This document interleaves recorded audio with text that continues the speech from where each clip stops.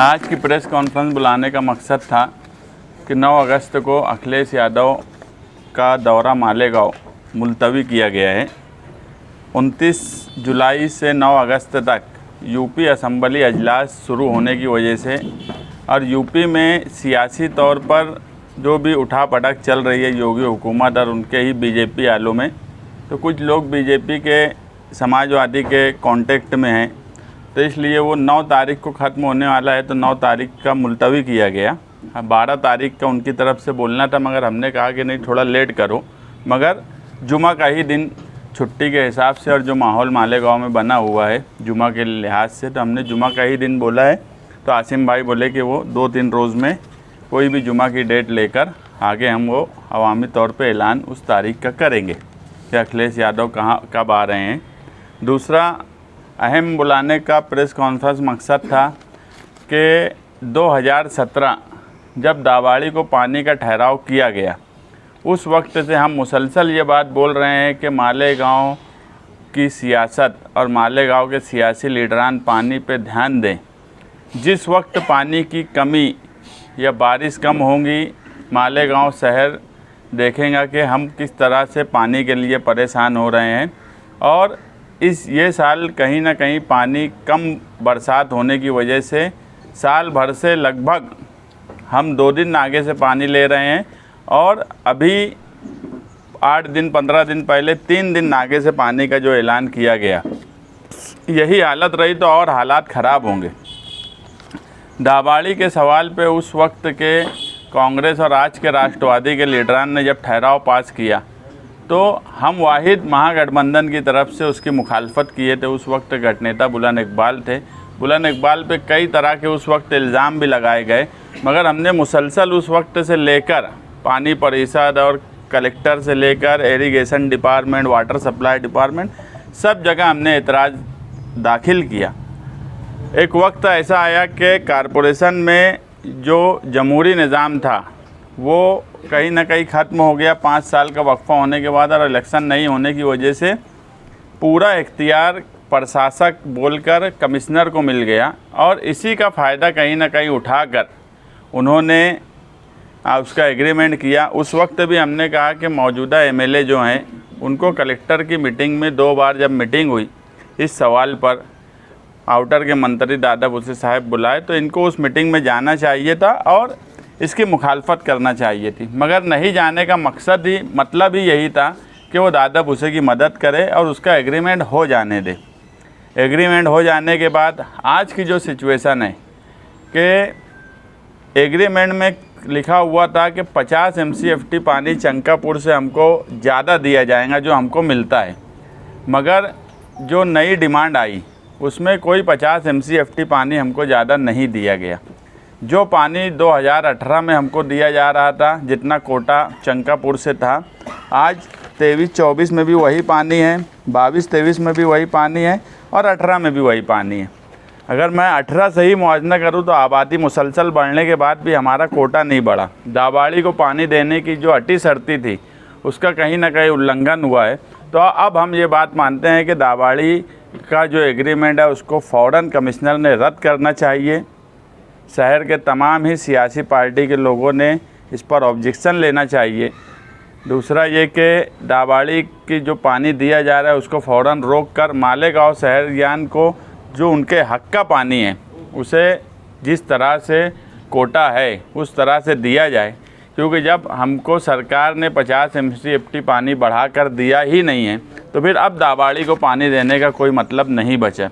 हम अव्वल दिन से बोल रहे हैं कि तलवाड़ा तालाब पर आउटर के लोगों की बुरी नीयत है, और यही वजह थी कि तलवाड़ा की पाइपलाइन के लिए सबसे बुलंद आवाज़ हमारी थी, सबसे ज़्यादा कोशिश हमारी थी, और उसका काम भी चालू हुआ है। हम समाजवादी पार्टी की तरफ से जल्द ही एक वफ्द की शक्ल में वहाँ जाएंगे, और हो सकता है कि वहाँ दूसरे भी तरीके से जो 50 MCFT पानी दावाड़ी की बात है उससे ज़्यादा दिया जा रहा हो, इस पे भी हमको शक है। तो वो सब रोकने के लिए हम वहाँ जाएंगे, मुआयना करेंगे और उसको कहीं ना कहीं रोकेंगे। जो भी इल्लीगल काम काज है उसको रोकने की हम कोशिश करेंगे। और हमारा मकसद यही है कि तलवाड़ा और चंकापुर का जो पानी है उस पर पहला हक मालेगांव का है। निहाल साहब के वक्त उसकी तोसी की गई थी उस डैम की, उसका फ़ायदा मालेगांव शहरियान को मिलना चाहिए। इसी मकसद से हम इस बात को हमेशा कायम रखते हैं कि तलवाड़ा और चंकापुर का पानी हमको ही मिलना चाहिए। और आज की पोजीशन में हमको 50% पानी जो हमारी ज़रूरत है गिरना डैम से 50% और चंकापुर से 50% मिलना ही चाहिए, अगर इस हिसाब से हम पानी लेते हैं। और मुझे तो सुबह ये है कि जो 4 रोटेशन पानी के चंकापुर से दिए गए हैं उसमें मुझे सुबह है, मैं अभी नहीं बोल सकता जब तक मैं उसकी और इंक्वायरी कर रहा हूँ, कि एक रोटेशन उसमें भी चुराया गया है या नहीं दिया गया है, ऐसा मुझे खुद सुबह है। क्योंकि 4 रोटेशन पानी का जो चंकापुर से आता है और एक रोटेशन ये माना जाता है कि जो बारिश जिस वक्त होती है और डैम उस वक्त भरा जाता है तो उसको भी एक रोटेशन मान लिया जाता है। ऐसे 5 रोटेशन हमको दिया जाता है। ये हमारा 5 रोटेशन का सिस्टम है हर साल का, मगर मुझे लगता है कि इस मरतबा 4 ही रोटेशन आया है और 5वां रोटेशन कहीं ना कहीं कोई ना कोई गड़बड़ हुई है। यानी हर तरीके से चंकापुर तलवाड़ा के डैम में कोई ना कोई ऐसा काम किया जा रहा है कि मालेगांव शहरियान को धीरे धीरे वो पानी नहीं मिले। मगर हम मालेगांव शहरियान को भरोसा दिलाते हैं कि हमको जितनी ताकत मिलेंगी हम उतनी ताकत से मालेगांव का पानी जो चंकापुर का है उसको हर हाल में कायम रखने की हम कोशिश करेंगे। दूसरी ये पानी के मामले शहर में 2017 में जो कारपोरेशन का इलेक्शन लड़ा गया वो इत्तेहाद के साथ मालेगांव शहर में हम लोग जो माजी में देख रहे थे, जिस वक्त से कांग्रेस और आज की राष्ट्रवादी ये लोग बड़े पैमाने पे बदउनवानी कर रहे थे। बदउनवानी के ख़िलाफ़ मिलकर, बदउनवानी और गुंडागर्दी के ख़िलाफ़ मिलकर हमने महागठबंधन बनाया और हमने इलेक्शन कारपोरेशन का साथ में लड़ा।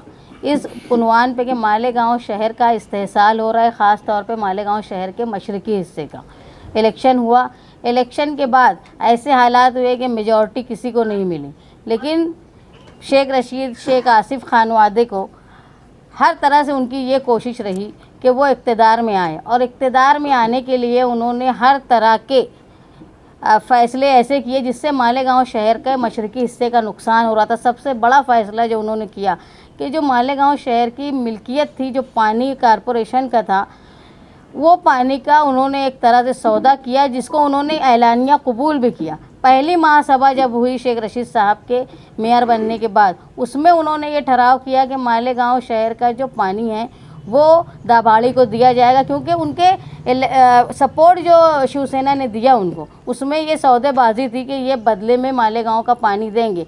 हम उस वक्त भी कांग्रेस पार्टी का मुखालफत कर रहे थे और ये बोल रहे थे कि ये पानी तुम्हारा नहीं है, ये पानी मालेगांव शहर का है। और मालेगांव शहर के पानी की साथ ही निहाल अहमद साहब ये महसूस कर रहे थे जैसे जैसे आबादी बढ़ेगी वैसे वैसे मालेगांव शहर में पानी की किल्लत होगी। इसलिए उन्होंने तलवाड़ा डैम की वसत बढ़ाने का काम, आसपास की जगह और उसकी ऊंचाई बढ़ाने का काम किया, जो कि कोई ज़मीन को पैसा देकर नहीं, एक किसान के बच्चे को कॉरपोरेशन में नौकरी लगाकर उन्होंने ये फ्री में ये काम करवाया। लेकिन इस पर हमारे लिए बड़े दुख की बात है कि सिर्फ इक़्तिदार का मज़ा चखने के लिए उस वक्त की कांग्रेस ने मालेगांव शहर का पानी दाभाड़ी को दे दिया। हम लोग उस वक्त भी बोलते थे कि दादा भूसे साहब जो है वो मंत्री है, वो चाहते तो सरकार से, गवर्नमेंट से जगह लेकर अपना खुद का डैम बनवाते दाभाड़ी के लिए, लेकिन उन्होंने इस तरह का कुछ नहीं किया, बल्कि बना बनाया पका पकाया जो मालेगांव की मिल्कियत थी वो उन्होंने ले ली। अब ऐसा हुआ कि मालेगांव शहर में जो बारिश की कमी की वजह से सुनाई दिया 2 दिन आड़े पानी, और अभी सुन रहे हैं हम लोग कि 3 दिन के बाद पानी आएगा। अगर ये जो रोटेशन, हमने उस वक्त भी कहा था कि मालेगांव शहर को क्या हर शहरी को कारपोरेशन पानी देती है क्या? जब बुलंद इकबाल ने इस ठहराव के वक्त पूछा तो वो वाटर सप्लाई का ये बोलना था कि सिर्फ 60% लोगों को हम लोग पानी देते हैं, यानी 40% जो मालेगांव शहर में रहने वाले लोग हैं उनके घर तक नल का इंतज़ाम नहीं है। इसके बावजूद भी शेख रशीद साहब मेयर रहते हुए उन्होंने अपने पानी का सौदा करके जो उनको सत्ता में आना था, जिस और उन्होंने दादा भूसे को ये पानी दे दिया। हम तब से अब तक बार बार कारपोरेशन को लेटर लिखते हैं, तलवाड़ा जाते हैं, वहाँ देखते हैं कि गैर कानूनी तौर पर कहीं पाइपलाइन हो तो नहीं गई, लेकिन जैसे ही अवामी दबाव ख़त्म हुआ, मियाद ख़त्म हो गई कारपोरेशन की, और इनके दबाव में, दादा भूसे साहब के दबाव में एग्रीमेंट ये उन्होंने कर लिया और पानी को रोटेशन उनको देना शुरू किया है। जबकि हम लोगों ने जो ठहराव पड़ा है उसमें ऐसा था कि वो इरिगेशन डिपार्टमेंट 50 MCFT पानी ज़ायद देगा। वो ज़ायद ना आते हुए जैसे 2018, 19, 20, 21 से आ रहा था वैसे ही अभी आया, लेकिन पानी की किल्लत होने के बावजूद भी उनको पानी दिया जा रहा है, जो मालेगांव शहर के शहरियान के साथ धोखा है। और दुख की बात यह है कि बदउनवानी के ख़िलाफ़ हम लोगों ने मिलकर इलेक्शन लड़ा, नुमाइंदे MLA मुफ्ती इस्माइल साहब यहाँ से चुन के गए, और अब मुसलसल वो हमारे साथ दिखते थे जब हम लोग पानी को बेचने की मुखालफत के ताल्लुक़ से बोलते थे। लेकिन इसके बावजूद जब जब कलेक्टर के यहाँ मीटिंग हुई, मुफ्ती इस्माइल साहब जो थे वो गैर हाजिर रहे 2 मीटिंग में, जब इस वक्त ये फ़ैसला हुआ कि दाबाड़ी को पानी दिया जाने वाला है कि नहीं।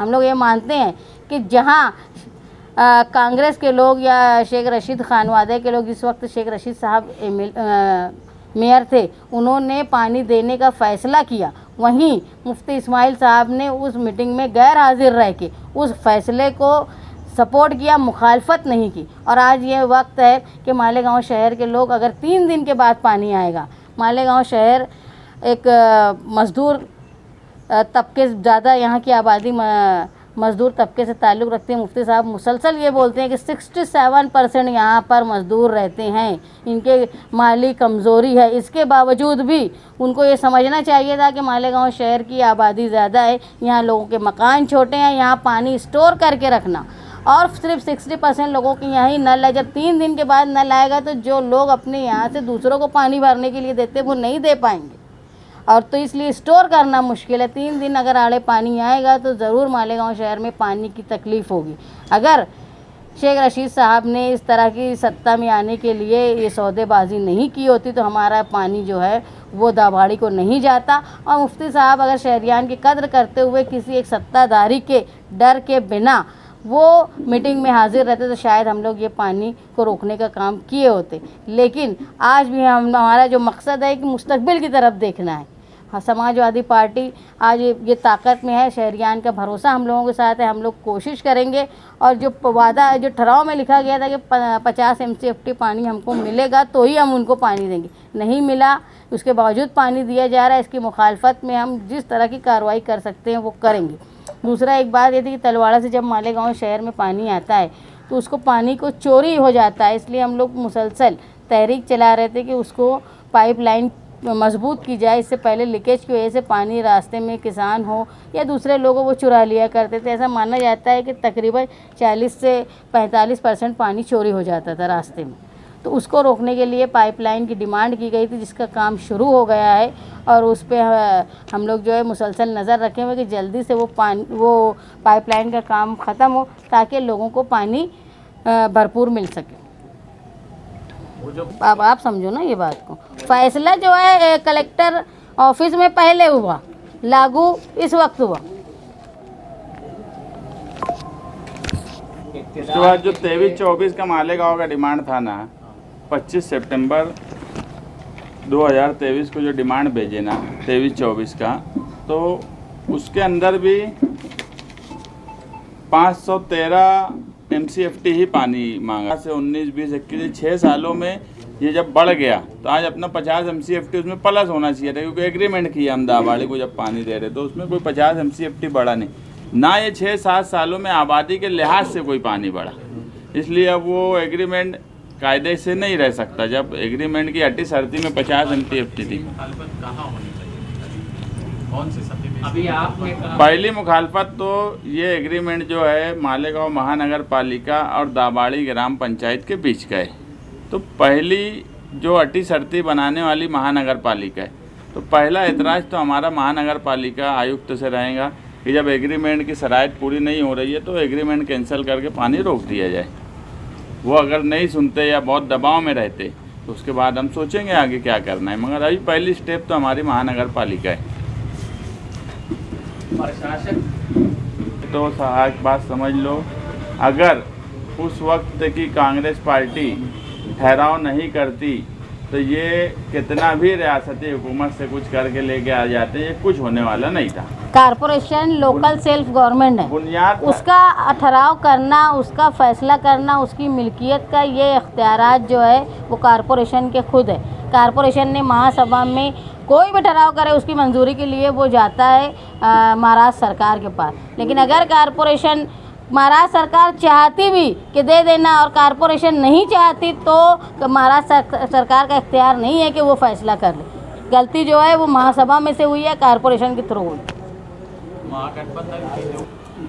महागठबंधन 2017 में बना। महागठबंधन बनाने का मकसद हम लोग जो महसूस कर रहे थे कि मालेगांव शहर में गुंडागर्दी, बदउनवानी, चोरी बहुत ज़्यादा होती है, यानी बैतुल माल की चोरी, उसकी मुखालफत करने के लिए, उसको रोकने के लिए महागठबंधन बना, जो मुफ्ती साहब राष्ट्रवादी और हमारे बीच में बना। और हमारा मकसद यही था कि हमने मालेगांव शहर के मशरकी हिस्से का डेवलपमेंट के लिए मिलकर काम करना चाहिए। और हमने इलेक्शन लड़ा। इलेक्शन लड़ने के बाद इक़्तिदार नहीं आए। ये बात सही है कि 2024 तक ये फ़ैसला हुआ था कि हम साथ में रहेंगे, लेकिन 2019 के इलेक्शन के बाद से आप देखेंगे मुसलसल महागठबंधन को तोड़ने का काम मुफ्ती साहब के लोगों के थ्रू किया गया, जिनको हम लोगों ने यहाँ जो बैठे हुए काफ़ी लोग ज़िम्मेदार ऐसे हैं जिन्होंने बुला के मुफ्ती साहब को बोला कि आप उनको मना करो। आप जिनके नाम से, जिनकी नसीहत, जिनकी वसीयत बोल बोल के आप वोट मांगे, उनके ख़िलाफ़ बोला जा रहा है, वो इस दुनिया में नहीं है। इसके बावजूद भी वो रोक नहीं पाए। अगर वो रोक नहीं पाए तो समझना चाहिए कि उनकी लीडरशिप की कमी थी कि उनके वर्कर उनकी बात नहीं सुनते थे।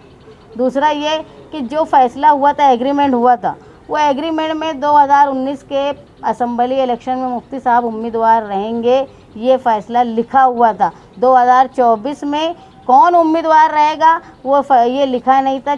अगर मुफ्ती साहब के पास सारे दस्तावेज़ हैं तो वो जिस तरह मीडिया के सामने गठबंधन का फ़र्ज़ निभाने की बात करते तो वो कागजात मीडिया के सामने पेश करें। दूसरी बात ये कि हम लोग 2019 से आज तक जो देख रहे हैं कि मुफ्ती साहब हर महाज पर नुमाइंदगी करने में नाकाम और कमज़ोर रहे, चाहे वो पावर सप्लाई का मामला हो, चाहे बुनकरों की सहूलत का मामला हो। यहाँ तक कि जब बुनकरों के लिए स्टडी ग्रुप बना तो मालेगांव शहर जो सबसे बड़ा पावर लूम का मरकज़ है, वहाँ के एमएलए को नहीं लिया गया। यानी इनकी नुमाइंदगी इतनी कमज़ोर थी कि ज़रूरी नहीं समझा उन्होंने, जहाँ थोड़े थोड़े लूम है वहाँ के लोगों को लिया गया। पावर कंपनी की जो दादागिरी है, इसके ख़िलाफ़ भी मुफ्ती साहब का ज़ीरो हिकमत अमली रही। उसके बाद जो पुलिस की गुंडागर्दी जिसको बोलेंगे, जो 12 नवंबर का मामला था, 12 नवंबर के मामले में इन्होंने जो बेगुनाह 60 से ज़ायद लोग गिरफ़्तार थे, उस वक्त भी इन्होंने किसी तरह की रहनुमाई नहीं की, किसी तरह की कोशिश नहीं की लोगों को बचाने के लिए। जब गढ़ की यात्रा का मामला हुआ, शरपसंद लोग लड़ाई करने लगे। ऐसा था कि रमज़ान के अय्याम में कई मस्जिदों में तरावी में खलल हुआ, तरावी हुई नहीं। उस वक्त ये कहा गया कि मसलहत से काम लो। मसलहत तो आवाम के बीच में करनी चाहिए थी, लेकिन ऐवान में और डिपार्टमेंट में सख्ती से बोला जाना चाहिए था। वहाँ भी हमारी जो है नुमाइंदगी कमज़ोर रही, ना के बराबर रही। यहाँ तक कि नितेश राणे चाहे वो किला झोपड़पट्टी के ख़िलाफ़ बोलते हो या उन्होंने लैंड जिहाद की बात की, वहाँ पर भी इन्होंने ऐसे तो मीडिया में कहा, लेकिन जहाँ बोलना चाहिए था असम्बली में, वहाँ ऐसे शरपसंदों के ख़िलाफ़ कुछ नहीं बोला गया। बल्कि हम ये मानते हैं कि 2019 से लेकर आज तक जो लोग हारने वाले उम्मीदवार के ख़िलाफ़ थे, चाहे वो रिजवान सर हो, चाहे वो आमीन मेंबर हो, चाहे वो एजाज बेग हो, चाहे मालिक यूनुस ईसा हो, इन सब पर हमला हुआ है। शफीक एंटी करप्शन, ये इतनी उनकी हारने के बाद हिम्मत थी, ये सब जानते कि हमला करवाने वाले लोग कौन थे। इतनी हारने वालों की हिम्मत थी और जीतने वाले अपने साथियों को बचाने में नाकाम रहे।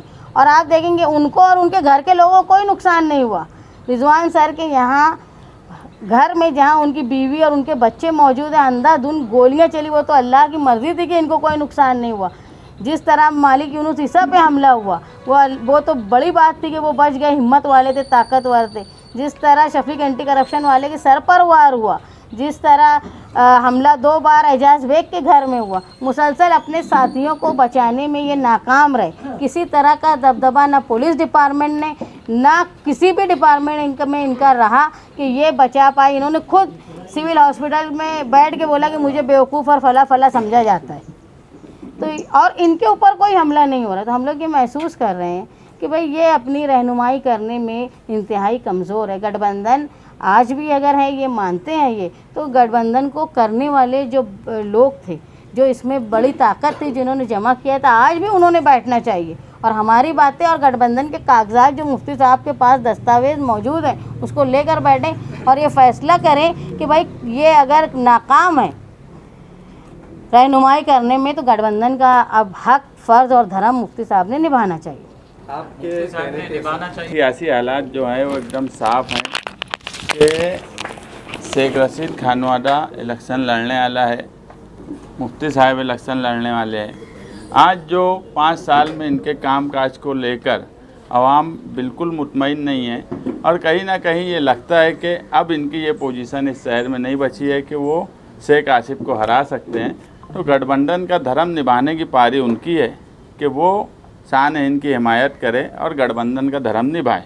हम उनके साथ में रहेंगे हर वक्त। अगर मैं कहूँ इस शहर में हर वक्त वो जो गुरूर और घमंड की बात बोलते कि हमने 2 सीट लेकर आ गई, ऐसे बोलते हैं कि हम जैसे कभी सियासत में थे ही नहीं। ये शहर का बसना और निहाल साहब की सियासत ये एक साथ जुड़ी हुई है। कितने एहसान कितने लोगों पे किए गए हमने कभी नहीं बोले। अगर ये बोलते हैं कि मालिक यूनुस ईसा को मेयर नहीं बनाते तो भुट्टा बेचता वो, उसको वो नहीं करते तो ये करता वो, ये गुरूर और घमंड की बात है। अगर 2007 में निहाल साहब मालिक भाई को कारपोरेटर नहीं बनाते तो क्या वो मेयर बन पाते? उस वक्त पहले तो जनता दल से वो मेयर बने, मगर हमने कभी ये बात नहीं बोली। और ये 2007 में सियासत में आए, उसके बाद से मुसलसल इनका डाउनफॉल रहा। 2007 में इनकी 27 सीट आई, 9 में ये असम्बली चुन के आए, 12 में इनकी 19 सीट हो गई, कम हुई। 14 में ये एक नए लड़के से इलेक्शन हार गए जिसको हमने 2002 में आसिफ शेख को कारपोरेटर बनने के लिए नाको चने छपवा दिए थे, तो 153 वोट से चुन के आ पाए थे। डर और खौफ हमारा ऐसा था कि 2007 में मुफ्ती साहब से सेटिंग करके और बिन विरोध हो गए। उस वक्त से ये आपस में तालमेल करके इलेक्शन लड़ते रहे। अब इस शहर के हालात ऐसे आ गए, मैं हमेशा बोलता कि 25 साल में 99 से ये दोनों के आपस का तालमेल। एक बात आप देख लो कि जब 2007 से 2017 तक ये हमेशा कांग्रेस के साथ रहना इक़्तिदार में। मुझे खुद मुफ्ती साहब जब 17 का इलेक्शन हुआ तो मुझे ये बोलने लगे कि यार अपन अब अपोजिशन में रहेंगे तो कैसे रहेंगे? तो बोला यार वो हमारा काम है, तुमको अगर 19 का असम्बली जीतना है तो तुमको अपोजिशन में बैठना पड़ेगा। तो ये तो उनके साथ ही रहे। तायरा मैडम को मेयर बनाए, उस वक्त ख़त्म जब इनका होने लगा तो तायरा मैडम को मेयर बना दिए। तो कहीं ना कहीं ये ताकत उनको पहुंचाने की कोशिश ही की है और उनसे जो भी माली तौर पर फ़ायदा उठाने की कोशिश की है, ये एलानिया वो लोग बोले। तो ये इनका तालमेल हमेशा रहा है। हम यही बात बोलेंगे कि आज शहरी सतह पे आप एक बात देख लो कि मालेगांव शहर में वाहिद समाजवादी पार्टी है जो हर जगह जिनके वर्कर और जिनके लोग आज मौजूद हैं। मालेगांव शहर में मुफ्ती साहब आगरा रोड के शुमाली हिस्से में कुछ नहीं है। कच्चे एरिया में तुम चले जाएंगे। पहली बार एमएलए बनने के बाद भी सड़क के इस पार बाद वाली कारपोरेशन में एक उनका कारपोरेटर नहीं था मुफ्ती साहब का। हम अगर ये बोलते कि हम तुम्हारे साथ में तो तुम्हारी 7 सीट इधर से चुन के नहीं आती महागठबंधन, लेकिन हम लोग कभी तकब्बुर की बात नहीं करते कि सियासत में मौके आते और एक दूसरे का साथ लिया जाता है। अगर तुम्हारा साथ दिए, जैसा आप बोल रहे हैं, अगर वो एग्रीमेंट सामने रखेंगे, कुछ लीडर अगर बैठ गए तो आप बैठना पसंद करेंगे? हाँ, तो पहले दिन से बोल रहे कि बैठ के बात करो, बैठे ना, एग्रीमेंट ले। जो 5 साल की कारकर्दगी है, 5 साल में क्या क्या लोगों के साथ हुआ। मैं एक बात बोला कि यार, अभी शान भी बोले कि यार सारे लोगों पर हमला हुआ, इनके ऊपर ही नहीं हुआ। मेरा मकसद ये नहीं है कि उनके ऊपर हो, नहीं, बहुत अच्छी बात है, वो सेफ़ है, उनकी फैमिली सेफ़ है, हमारी दुआ भी यही है, ये है कि वो सेफ़ रहे। मगर सारी तकलीफ़ तो जो उनके साथ इलेक्शन लड़े वो उठाए ना, वो गोली की शक्ल में हो, जेल की शक्ल में हो, मार धाड़ की शक्ल में हो, इनके किसी लोगों को कोई तकलीफ़ इनके घर पे नहीं हुई, और बहुत अच्छी बात है नहीं। हमारा सिर्फ मानना ये है कि मुफ्ती साहब पूरी तरह नाकाम इस 5 साल में हो गए हैं, इसलिए अगर आज शेख आसिफ को हराने की ज़रूरत है तो उनको बैठ के गठबंधन का धर्म निभाने की बात हमारे साथ करना चाहिए। आपने कहा सर ये था कि जो लोग बदउनवानी करते हैं उनको सत्ता में नहीं आने देना चाहिए, लेकिन 2017 में जो कारपोरेशन का इलेक्शन हुआ उसमें मालेगांव शहर के मशरकी हिस्से के फंड, पानी, ये सब का सौदा करके कांग्रेस पार्टी ने अपना मेयर बना लिया दादा भुट्टे के साथ में। हम वहीं रोकने में नाकाम। उसके बाद से हम असेंबली में हमारे महागठबंधन के उम्मीदवार चुनकर गए। हमारी यह उम्मीद थी कि अब हम असेंबली से रहनुमाई करते हुए इसको रोकने की कोशिश करेंगे। यही मैंने आपको बताया कि हर फील्ड में हमारे चुने हुए नुमाइंदे कमज़ोर साबित हुए, यहाँ तक कि उनके लिए जो लोग काम किए उन पर हमला करने वालों, उनको बचाने में हम लोग जो हमारे साथी थे उनको बचाने में हुए मुफ्ती साहब नाकाम रहे। यहाँ तक कि जिन्होंने गुनाह किया, जो लोगों ने गोलीबार किया, उनको सज़ा दिलाने में भी नाकाम रहे। क्या मुफ्ती साहब नाकाम ही मिले हैं? ऐसा शहर भी मानने लगा है। दस्तबरदारी क्यों नहीं इख्तियार कर लेते आप? नहीं तो वो तो उन्होंने ऐसा कहा मिले हैं। आसिफ शेख के खिलाफ आज ताकत से हमको लड़ना है, तो हम भी चाहते कि वो हमारे साथ रहें मुफ्ती साहब। अहम मकसद महागठबंधन का ये था, अहम मकसद ये नहीं था कि हम इलेक्शन लड़ेंगे कि मुफ्ती साहब इलेक्शन लड़ेंगे। अहम मकसद ये था कि जो लोग शहर के लिए नुकसानदेह हैं उनका खात्मा होना, उनको सत्ता में नहीं आने देना। आज भी वो मकसद कायम है, आप समझ लो। अगर किसी को आज आप देखेंगे इंडिया गठबंधन बना है ना, तो जो आपस में लड़ने वाले थे सब मिलके बनाए हैं। क्यों? क्योंकि बीजेपी को सत्ता में नहीं आने देना है। तो ऐसे ही अगर हम ये मानते हैं कि जो लोग शहर के लिए नुकसानदेह हैं उनको ख़त्म करना है, तो सबको मिलकर एक आघाड़ी बना के लड़ना चाहिए। इसीलिए महागठबंधन बना था। और वहाँ हम लोग अगर कारपोरेशन में नहीं आ पाए सत्ता में, शायद हम वो ऐसी सौदेबाजी करने का हमारा ज़मीर नहीं था जो कांग्रेस ने कर लिया उस वक्त। दादा अभी जो सत्ता में है क्या वो मालेगांव के नुकसानदायक नहीं है?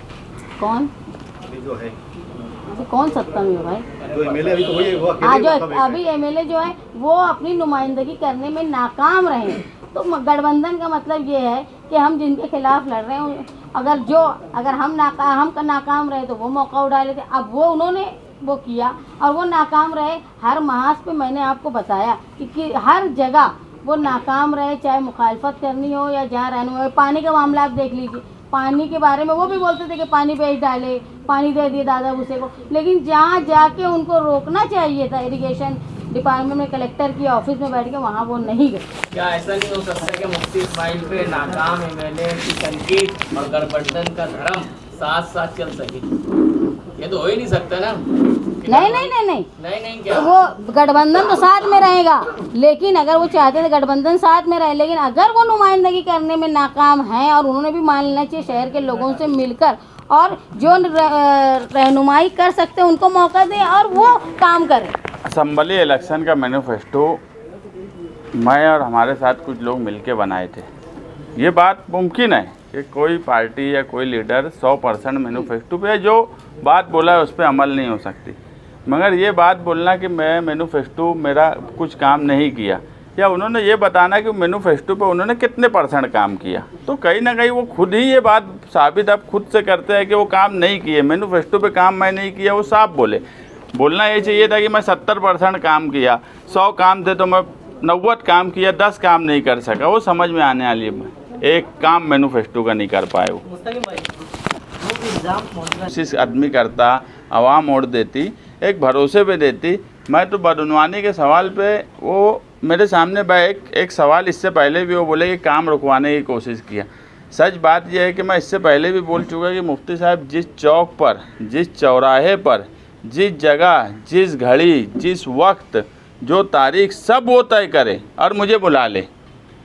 सच्ची बात यह है कि ठेकेदारी करने की नीयत से उन्होंने काम रोकने की कोशिश की, और मेरी कोशिश उस वक्त भी ये थी कि काम किया जाए जल्दी।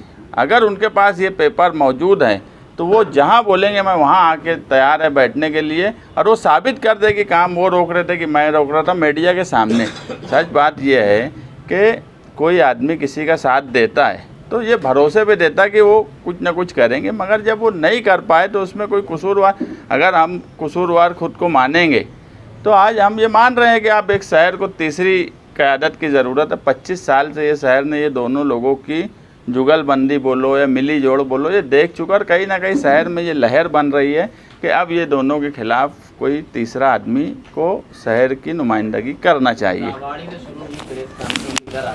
9 अगस्त से शुरू। 9 अगस्त से शुरू। तो बड़े जिम्मेदार जो है वो साबका जो दौर इक़्तिदार में थे वो हैं। अगर वो बुनियाद नहीं डालते ठहराव की तो शुरुआत नहीं होती। उतने तो नहीं, मगर कसूरवार एग्रीमेंट के टाइम मुफ्ती साहब ज़रूर है।